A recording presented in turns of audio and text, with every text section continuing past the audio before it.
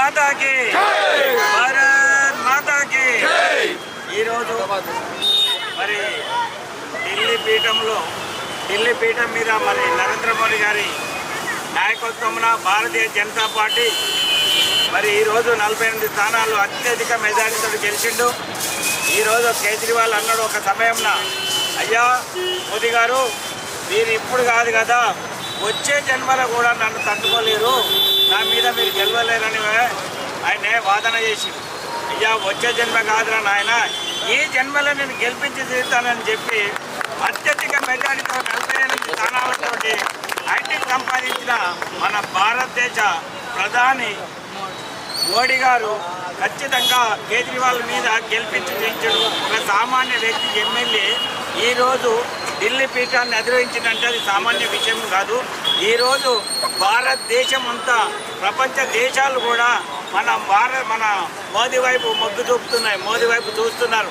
ఎందుకు ఈరోజు ప్రపంచంలో అత్యధిక మెజారిటీ గల అత్యధిక ధనికవంతమైన దేశం అంటే ఈరోజు భారతదేశం అని చెప్తున్నారు, ప్రపంచమంతా చెప్తున్నారు. కాబట్టి ప్రజలారా ఈ రోజుకైనా ఎప్పటికైనా మన నరేంద్ర మోడీ గారు ఖచ్చితంగా నాయకత్వం మీద మన భారతదేశం సువిశాలంగా సంపన్న దేశంగా మారబోతుంది. కాబట్టి మీరు మరి సెక్యులర్లారా మీరు ఏ రోజైనా మీరు దగపడాల్సిందే, ఇప్పటికైనా మారండి.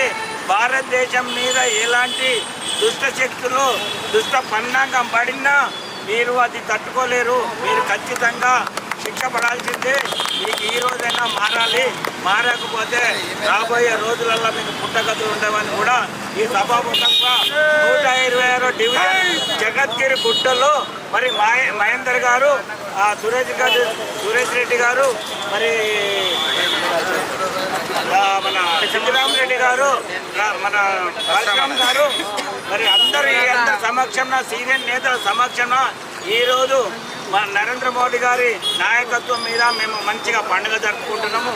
జై బోలో భారత్ మాతా కి, భారత్ మాతా కి, భారత్ మాతా కి.